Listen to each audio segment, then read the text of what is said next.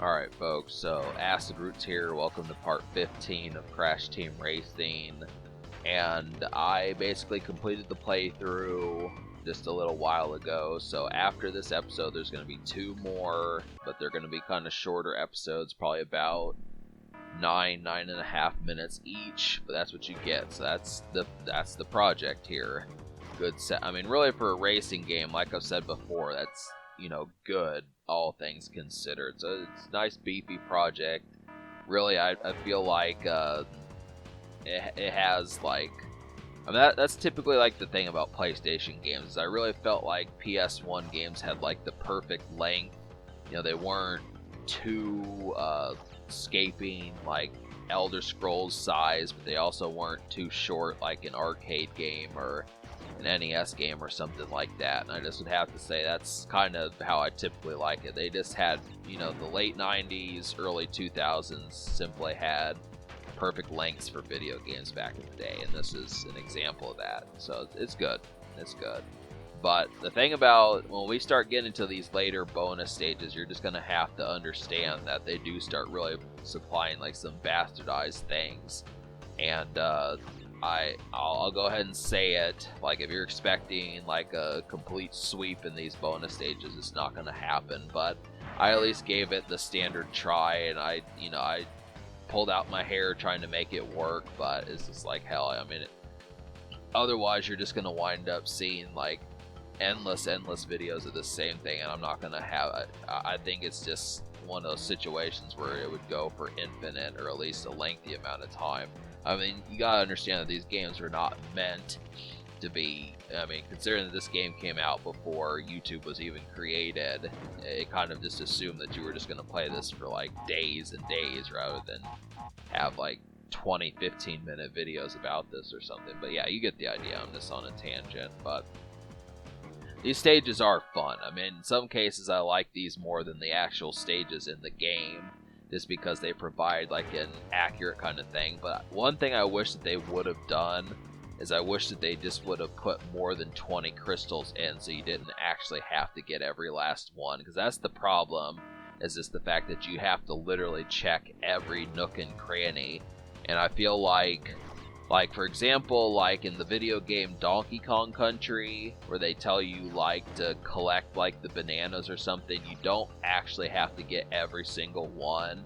I mean, at least not in every single bonus room, but like if you had to collect like 30 bananas, they'd have like 50 or something like that. Maybe it was Donkey Kong Country 2 where you had to collect the stars, but they give you more than enough in like a few of those bonus games to the point where it's not dastardly. And I feel like this game really does that a lot. It really has like the concept of expecting you to have like these pixel perfect kind of moments, and that's the reason why I didn't want to do this game 100%, because I knew if I were to try racing Nitrous Oxide again and collecting like the CTR letters and the relics and all that, that I know that this game would probably stop being fun, because that's where the challenge meter ramps up. I mean, I definitely wanted to see all the stages and see what the game had to offer, but I knew that it would probably wind up provoking my temperament more than I would want it to. And I had a relatively enjoyable romp with this game. I definitely felt like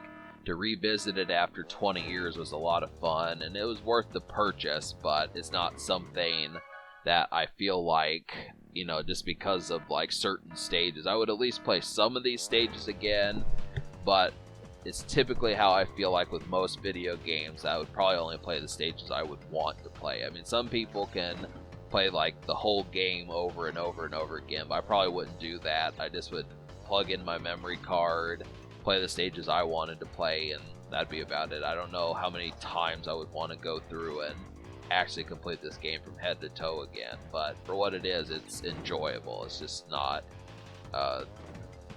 it's simply not every single stage is that way. So, well, it's definitely better than a rental, I would have to say, but that's just kind of the remark about it. So I mean, I suppose in some cases other people's mileage may vary, and I do like at least the fact that it has a light addictive factor to it, which not every single video game has, but that's kind of the thing about it. These stages are good, but they're probably just like a notch or two tougher than they actually need to be. Like Skull Rock was a good difficulty, and this one is tough, but it's not undoable. And that's kind of the thing about it, that this is about as far as the difficulty should have been ramped up to. They really shouldn't have consistently made these worse, and you'll see as we get to them. I mean, I was surprised that I could, mess with some of the later ones, but it is what it is. So, but I remember like watching someone do, like there was like this Mrs. Pac-Man game that I saw that had like a 3D run. So there's like a 3D Mrs. Pac-Man game, and it had similar addictive fashions to like this crystal collecting.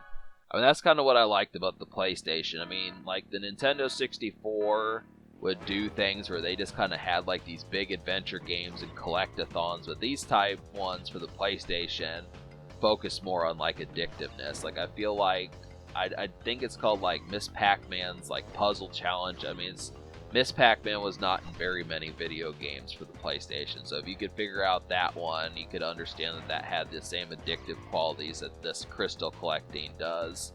And I mean, this segment of Crash Team Racing turned into a whole different side of the adventure. I mean, they kind of tried to do it with trying to get the CTR tokens, but I mean, I felt like for the most part, the adventure mode was just about getting first place and beating the bosses. But now it kind of reveals itself to kind of be like, hey, now you've actually got like objectives. It works in, like I said, in like a light fashion, but it just depends upon how much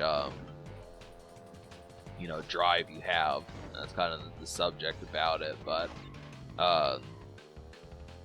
yeah, I mean, it is fun. So this is kind of the thing. But yeah, I look for these sorts of games. Like another game, well, we'll get to that, but I'm kind of spoiling like the next game I'm going to do. But basically the next game, if you see this video on the channel and then you show up like a month from now, you'll know the game I'm talking about. It has some addictive qualities also. It has to do with extreme sports, we'll say that. So if you know what I'm talking about, you'll know that that's another one where these things, I mean, they're repetitive, but it's in a fun repetitive, and I feel like that's kind of the thing, is being able to say I like fun repetitive. Like it's difficult to kind of figure that out, but the PlayStation was pretty good at that, and the Nintendo 64 didn't really have that down as well as the PlayStation did. So fun repetitive, I'll say it again. But yeah, I'm definitely saving after each and every one of these, but that's kind of the thing.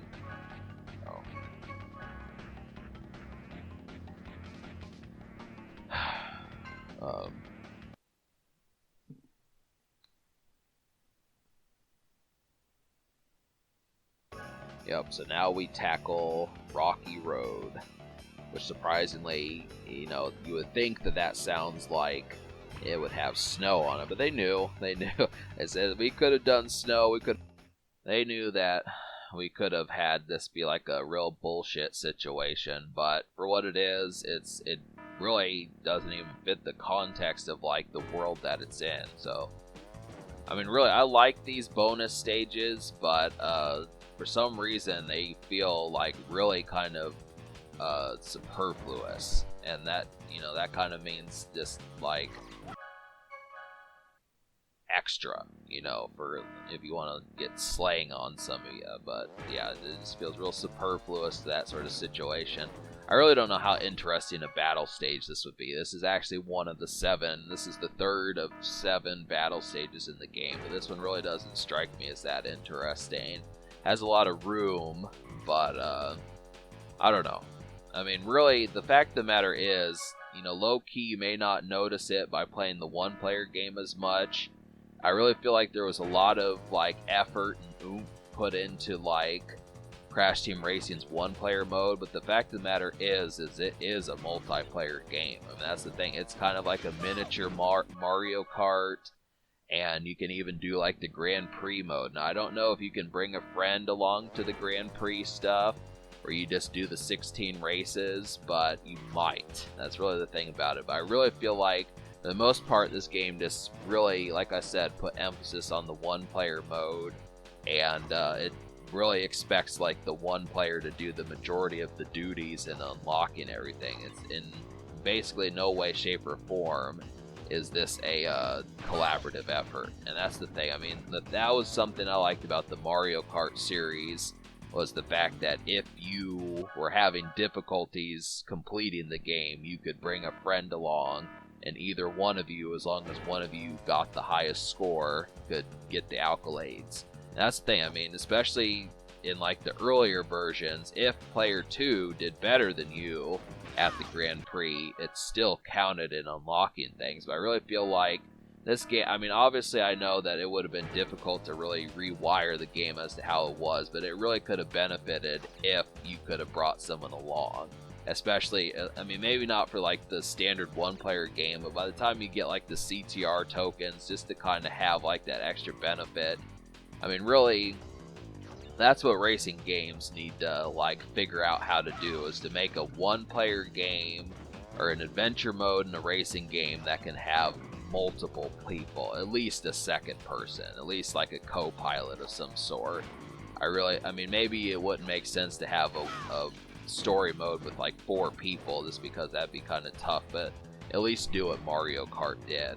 I mean, that's the thing. I mean, this has a better one-player game than Mario Kart, but I still feel like Mario Kart's probably better just because it's more fun, because you can bring a friend along. This is a fun game to watch, but essentially the fact that you can bring someone along with you has a gigantic benefit. That's kind of the critique about what could have happened but ultimately didn't. And I do remember playing I do at least think Grand Prix is 2-player, but you know, to be fair, like the Diddy Kong game for Nintendo 64, you could actually bring a friend along in adventure mode. I mean, you had to put in like a password to do it, but you could actually do that. So they went the extra mile. And I don't remember how, like, when it came to like unlocking like the bonuses and stuff and doing like the special tokens or whatever you had to do. I don't know how that worked, but I do know at least that you could do the collecting stuff with the friends. It's that kind of stuff. That's the standard by how racing games should be measured, but this is Valiant. I mean, I'd say like it's one of the best racing games for the PlayStation, at least, but still. Unfortunately, you know, especially the later games in the series that don't even have Naughty Dog doing it, they don't hold the candle to the later Mario Karts. But I don't know. I mean, I don't even know how later Mario Karts go. I'm just talking like the ones for the Super Nintendo, the N64, that type of stuff. Those old, the 90s ones, you know. But still, it's such a mellow stage. I mean, really, like, it's the way it is. It's just, like I said, it's just so straightforward and like that sort of vibe. But yeah, I really do think this is a battle stage, and it's just it's a larger one, but really the fact of the matter is there's only 4 people that can be in this. I mean, it's too bad it couldn't have been 8-player either. That would have been nuts. But yeah. So, I don't know. I wonder how many people actually busted out the multi-tap for the PlayStation 1, because it did have the ability to do it, and technically, really, if you had a multi-tap, you could actually have 5 people play. I mean, I don't know how many video games beyond like Monopoly or something really utilize that, but when you plugged a multi-tap into the player the second controller port, I mean, you could have 4 controllers on the multi-tap and then 1 in controller 1 port, and that, you know, that'd be 5 folks. So it's like, I wonder. It's too bad that they didn't take advantage of that. I mean, most people felt like 4 people was enough, but I like 5-player video games. That's even more fun, because you get the sense of coming up with some extra creativity. They should do that. I mean, really, I would always pick a 5-player video game over a 4-player. I mean, it would seem like it's more even, and you could do 2 versus 2. But the whole concept of it is if you had like one person who was really good, who could fight off 2 teams of 2, like could knock out one team of 2 and then knock out the other team, is someone who didn't want a team at all. I mean, you could come up with that sort of stuff. It'd be fun. Alright, see you next time. Subscribe for more fun.